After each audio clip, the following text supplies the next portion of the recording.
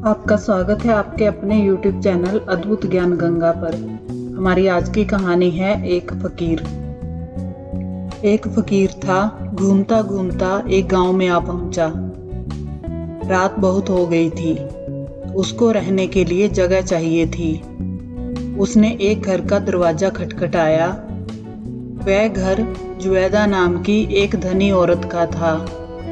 उसने उस फकीर को आसरा दिया और खाना खिलाया। रात को जब वह फकीर सोने जा रहा था, तब जुवैदा ने फकीर को अपने बारे में बताने को कहा। फकीर ने अपने बारे में बताते हुए कहा कि मैं एक बड़े बादशाह का बेटा था। बादशाह का भाई यानी मेरा चाचा भी एक समीपवर्ती राज्य का स्वामी था। मेरे चाचा का एक बेटा मेरी उम्र का था और उनकी दूसरी संतान एक पुत्री थी। मैं अपने पिता के आदेश अनुसार प्रति वर्ष अपने चाचा के यहाँ जाया करता था और महीने 2 महीने वहाँ रहा करता था। इस प्रकार कई बार आने जाने से मेरी अपने चचेरे भाई से मैत्री और प्रीति बहुत बढ़ गई। एक दिन मैंने देखा कि मेरा चचेरा भाई असाधारण रूप से बहुत प्रसन्न है। उसने सदा से अधिक मेरा सत्कार किया, स्वादिष्ट भोजन कराया और भांति भांति के खेल तमाशों से मेरा मनोरंजन किया। इसके बाद वह मुझसे कहने लगा कि पिछली बार तुम्हारे जाने के बाद मैंने बड़ी जल्दी और बहुत ही सुंदर ढंग से एक महल बनवाया है। मैं ये महल तुम्हें दिखाना चाहता हूँ, लेकिन शर्त यह है कि तुम कसम खाओ कि यह भेद किसी और से नहीं कहोगे। मैंने ऐसा ही करने की सौगंध खाई। फिर वह बोला कि अब रात हो गई है और मैं सोना चाहता हूँ। ये कहकर वह वहां से उठकर चला गया और कुछ ही देर में एक सुंदर स्त्री को साथ लेकर आ गया। उसने नहीं बताया कि यह स्त्री कौन है, ना ही मैंने उस स्त्री के बारे में पूछा। हम तीनों बैठकर इधर उधर की बातें करने लगे, पात्रों में भर भर कर मदिरा पीने लगे। कुछ देर बाद मेरे चचेरे भाई ने कहा कि चलो यहाँ से चलें। उसने मुझसे कहा कि तुम इस स्त्री को साथ लेकर कब्रिस्तान जाओ। कब्रिस्तान में जहाँ कहीं भी तुम गुंबद वाली नई कब्र देखो तो समझ लो कि यही उस महल का प्रवेश मार्ग है। तुम दोनों गुंबद के अंदर जाकर मेरा इंतजार करना। मैं उसी स्त्री के साथ बाहर निकला और कब्रिस्तान की ओर चल दिया। चांदनी रात थी, इसलिए हम लोगों को गुंबद वाली नई कब्र ढूंढने में कोई कठिनाई नहीं हुई। हम गुंबद के अंदर गए तो देखा कि राजकुमार अकेला ही एक चूने की टोकरी, पानी की गागर और जरूरी औजार लिए खड़ा है। हमारे पहुंचने पर उसने फावड़े से जमीन खोदी। मिट्टी के नीचे पत्थरों की सिलें थी, जिन्हें निकालकर उसने एक ओर रखा। पत्थरों के नीचे एक दरवाजा दिखाई दिया। दरवाजे का ढक्कन ऊपर उठाया तो नीचे जाने के लिए एक लकड़ी की सीढ़ी दिखाई दी। मेरे चचेरे भाई ने अब उस स्त्री से कहा कि इसी रास्ते पर चलकर वह द्वार मिलेगा जिसका मैंने तुमसे उल्लेख किया था। वह स्त्री यह सुनकर उन सीढ़ियों से नीचे उतर गई। राजकुमार भी उसके पीछे पीछे चला गया, लेकिन जाने से पहले वह मुझसे बोला कि तुमने हम लोगों के लिए जो परिश्रम किया है उसके लिए मैं तुम्हारा आभारी हूँ। अब मैं तुमसे विदा लेता हूँ। हाँ, भगवान के लिए तुम इस बात को गुप्त रखना। मैंने बहुत पूछा कि तुम कहाँ जा रहे हो और ये सब क्या हो रहा है, किंतु उसने कुछ भी नहीं बताया। केवल इतना कहा कि दरवाजे पर मिट्टी डालकर भूमि को समतल कर देना और जिस रास्ते से आए हो उसी रास्ते से वापस चले जाना। विवशतः मैं दरवाजे पर मिट्टी डालकर अपने चाचा के महल में वापस आ गया। मुझे नशा उतरने के बाद खुमार की दशा थी और मेरे सिर में पीड़ा भी हो रही थी, इसलिए मैं अपने कमरे में जाकर सो गया। सुबह उठने पर मैं रात की पूरी घटना का स्मरण करके बड़ा चिंतित था। ये भी सोचता था कि मैंने रात को जो देखा वह स्वप्न था या सत्य था। मैंने एक सेवक से कहा कि जाकर देखो कि मेरे भाई ने उठकर कपड़े बदले हैं या अभी भी सो ही रहा है। सेवक ने लौटकर बताया कि वे तो रात को अपने शयन कक्ष में है ही नहीं और किसी को ये भी नहीं मालूम कि वे कहाँ गए हैं। इसलिए उनके सेवक और संबंधी सभी को बड़ी चिंता है और किसी की समझ में नहीं आ रहा है कि क्या करें। मुझे भी इस बात पर बड़ी चिंता हुई और मैं फिर कब्रिस्तान में गया। मैंने सारा दिन गुंबद वाली कब्र के खोजने में लगाया, किंतु वह कब्र नहीं मिली। इसी प्रकार 4 दिन तक मैं कब्रिस्तान जाकर अपने भाई की तलाश करता रहा, लेकिन उसका या उसके महल का कुछ पता नहीं चला। उन दिनों मेरा चाचा जानी वहां का बादशाह कई दिन से राजधानी में नहीं था, क्योंकि वह शिकार पर गया हुआ था। उसकी वापसी में भी देर थी, इसलिए मैं अत्यंत व्याकुल हुआ। मेरी इच्छा हुई कि अपने पिता के राज्य में वापस जाऊं। मैंने मंत्री से कहा कि अब की बार मैं साधारण समय से अधिक जहां पर रहा और मेरे पिता को मेरी चिंता होगी, इसलिए मैं जा रहा हूं। आप बादशाह के आने पर उनसे यही कह देना। मंत्री स्वयं बड़ी चिंता में था, क्योंकि शहजादे की कोई खोज खबर नहीं मिल रही थी। मैं स्वयं भी उसे कुछ नहीं बता सकता था, क्योंकि शहजादे ने मुझे कुछ ना कहने की कसम दिला रखी थी। जब मैं अपने पिता की राजधानी में पहुंचा तो मैंने देखा कि महल के चारों ओर सेना की बहुत बड़ी टुकड़ी थी। सैनिकों ने मुझे देखते ही बंदी बना लिया। मैंने बिगड़कर पूछा कि ये क्या करते हो? तो एक सरदार ने कहा कि शहजादे, अब ये सेना तुम्हारी नहीं बल्कि तुम्हारे शत्रु की है। तुम्हारे पिता के मरने के बाद मंत्री ने तुम्हारे राज्य पर अधिकार कर लिया है। उसने तुम्हें गिरफ्तार करने की आज्ञा दी है और कहा है कि तुम जहां भी मिलो तुम्हें पकड़ लिया जाए। अब तुम हमारे भाग्य से स्वयं ही हमारे पास आ गए हो। ये कहकर वह सरदार मुझे अत्याचारी मंत्री के पास ले गया, जो अब राज सिंहासन पर बैठा हुआ था।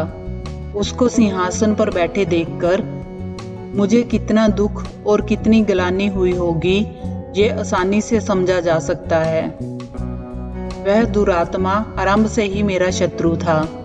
इसका कारण ये था कि बचपन में मुझे गुलेल चलाने का बड़ा शौक था। एक दिन मैं महल की छत पर गुलेल लिए खड़ा था कि एक चिड़िया सामने से उड़ती हुई निकली। मैंने गुलेल से उस चिड़िया पर पत्थर मारा। संयोगवश वह पत्थर का टुकड़ा उसी मंत्री की आंख पर लगा, क्योंकि वह भी अपने निकटवर्ती भवन की छत पर टहल रहा था। उसकी आंख फूट गई। मुझे मालूम हुआ तो मैं स्वयं ही उसके पास गया और अनजाने में हुए अपराध के लिए उससे क्षमा मांगी।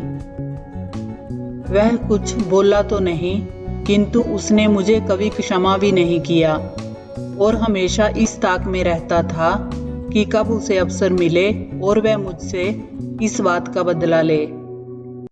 इसलिए आज जब उसने मुझे असहाय और अशक्त देखा तो पुरानी बात याद करके क्रोध में भरकर सिंहासन से उतरा और झपटकर मेरे पास आया और मेरी दाहिनी आंख में उंगली घुसेड़ दी।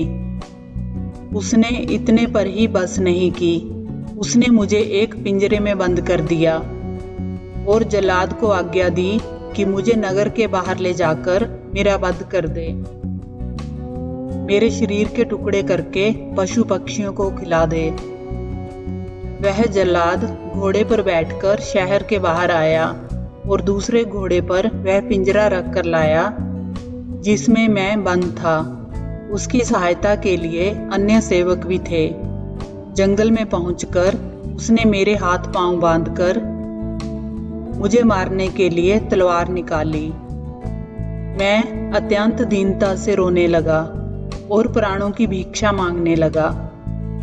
मैंने जल्लाद को याद दिलाया कि उसने बरसों मेरे पिता का नमक खाया है। अंत में जल्लाद को मुझ पर दया आ गई। उसने मुझे छोड़ दिया और कहा, तुम तुरंत ही यह देश छोड़कर चले जाओ, इधर की तरफ भूलकर भी मुंह ना करना। अगर तुम जहां आए तो तुम तो मारे ही जाओगे और मुझे भी प्राणदंड मिलेगा।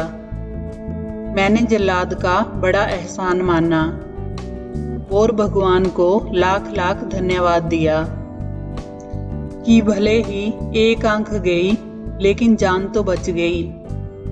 काना होना मुर्दा होने से तो अच्छा है। मेरी भूख प्यास और आंख की तकलीफ से बुरी हालत थी। मैं चलने फिरने के लायक ना था। मैं सारा दिन जंगल की झाड़ियों में छुपा रहा।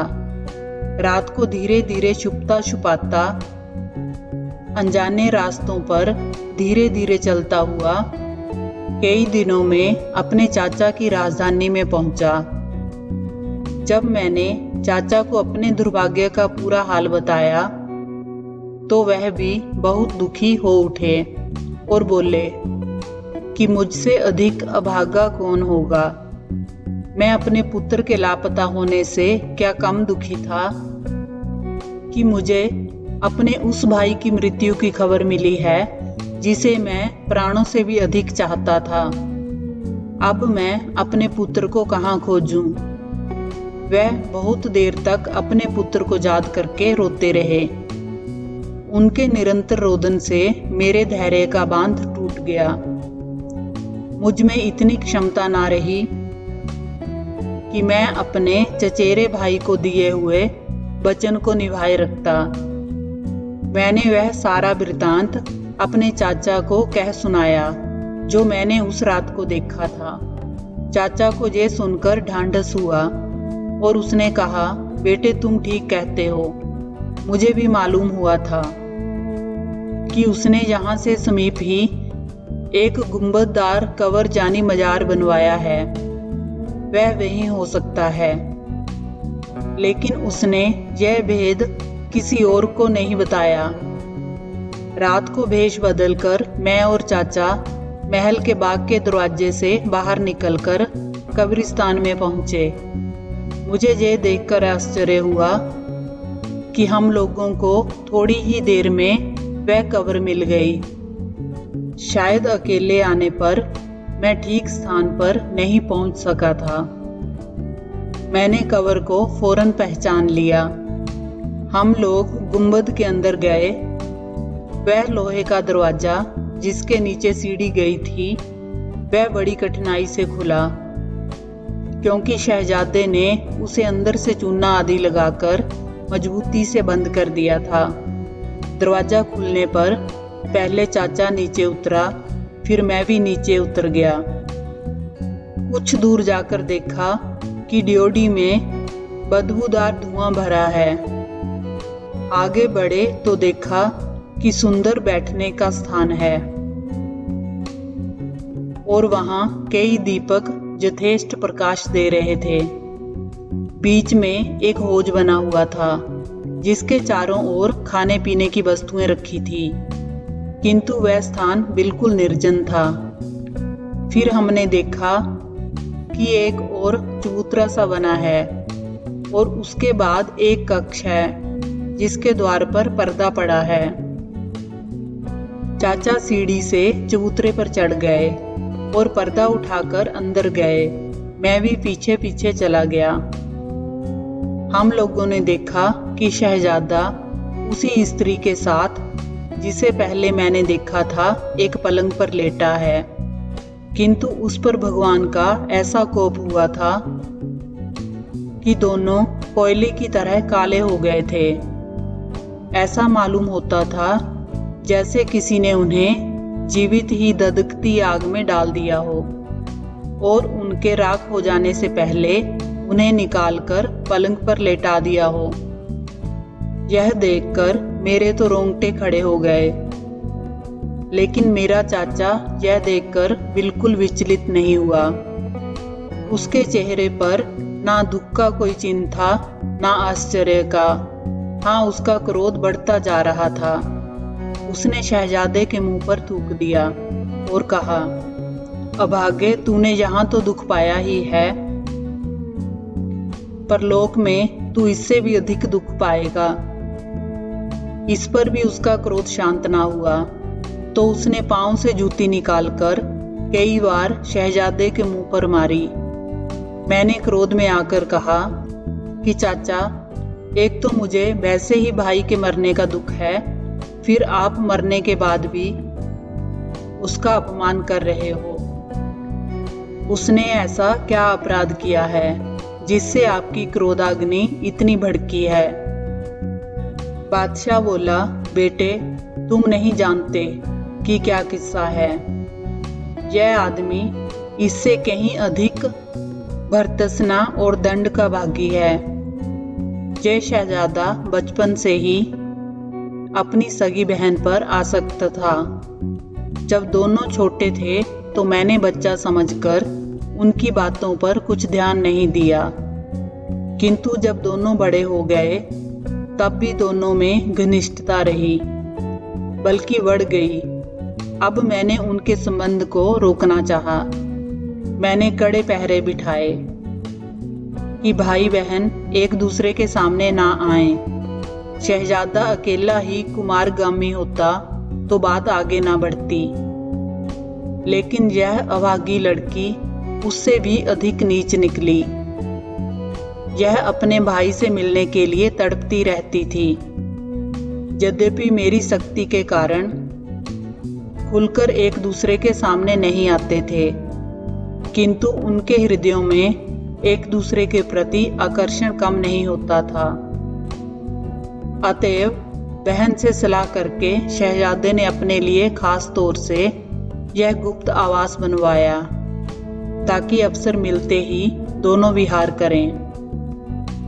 जब मैं शिकार पर गया तो शहजादे को अवसर मिला और वह किसी तरह अपनी बहन को महल से निकालकर यहाँ ले आया, ताकि वह हमेशा उसके साथ यहाँ रहे।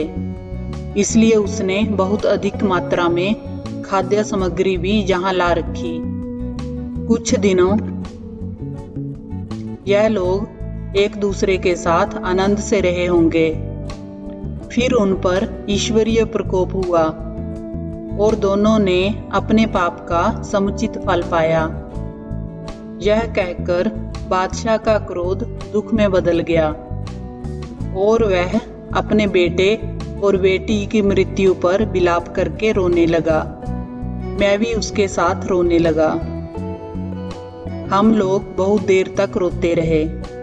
फिर उसने मुझे अपने सीने से लगाकर कहा, अच्छा हुआ कि ये पापी मर गए। अब तुम ही मेरे पुत्र और मेरे उत्तराधिकारी हो। फिर मैं और मेरा चाचा मृतक शहजादे को याद करके रोने लगे। कुछ देर बाद हम लोग सीढ़ी से ऊपर चढ़ आए और दरवाजा बंद करके उस पर मिट्टी डालकर बाहर आ गए। जब हम लोग राजमहल के पास पहुंचे तो हमने देखा कि सैनिकों के घोड़ों के दौड़ने से उड़ी हुई धूल से आकाश अटा जा रहा है। युद्ध के बाजों की ध्वनि से कान फटे जा रहे हैं। मालूम हुआ कि मेरे पिता का वही मंत्री जिसने मेरा राज्य हड़प लिया था, एक बड़ी सेना लेकर मेरे चाचा के राज्य पर भी हमला करने के लिए आया है। मेरे चाचा की सेना उसकी सेना से कम थी। उसकी सेना ने बगैर किसी कठिनाई के राजधानी और महल पर अधिकार कर लिया। मेरे चाचा ने अपने अधिकार की रक्षा का भरसक प्रयत्न किया और युद्ध क्षेत्र में कूद पड़ा। वह सफल ना हुआ और युद्ध में मारा गया। उसके मरने के बाद भी मैं शत्रु का सामना करता रहा और कुछ समय तक युद्ध भूमि में डटा रहा। किंतु जब देखा कि मैं बिल्कुल घिर गया हूं, तो निकलकर भागने की सोची। मंत्री की सेना के एक सरदार ने मुझे पहचाना और पुराने बादशाह की नमक हलाली के ख्याल से मुझे बच निकलने का अवसर दे दिया। मैंने युद्ध भूमि से निकलकर पहला काम तो यह किया कि अपनी दाढ़ी मूछें और भवें सफा चट करवा दी, ताकि दुश्मन मुझे पहचान ना सके, और फकीर के कपड़े पहन लिए। फिर बड़े कष्ट उठाता हुआ अनजाने रास्तों से होकर अपने चाचा के राज्य से बाहर निकला। फिर कई नगरों में फकीर बनकर घूमता रहा। घूमता घूमता मैं अति प्रतापी, दयावान, दीन वत्सल, न्यायप्रिय खलीफा हारू रशीद की राजधानी में आ गया। मेरा इरादा था कि मैं उदार मना खलीफा की सेवा में पहुंचकर अपनी व्यथा की कथा सुनाऊं। किंतु जब इस नगर में पहुंचा तो शाम ढल चुकी थी।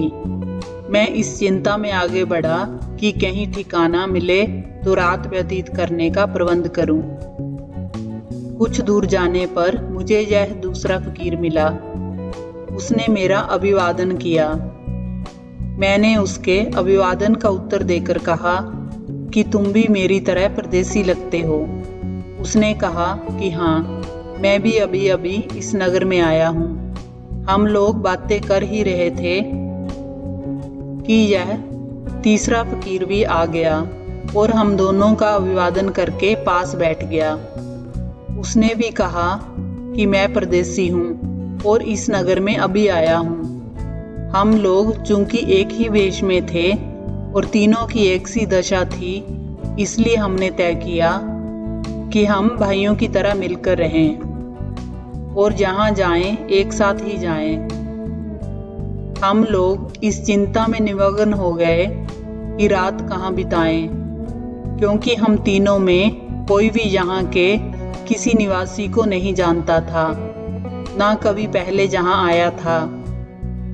अपने सौभाग्य से हम घूमते फिरते तुम्हारे दरवाजे पर आ निकले। तुमने भोजन और मनोरंजन से हमारा चित्त प्रसन्न किया। इसके लिए हम सदा के लिए तुम्हारे आभारी रहेंगे। यही मेरा वृत्तांत है, जिसे मैंने पूरी तरह बता दिया। आपको ये कहानी अच्छी लगी हो तो वीडियो को लाइक करें, चैनल को सब्सक्राइब करें। कहानी को अंत तक सुनने के लिए आपका धन्यवाद।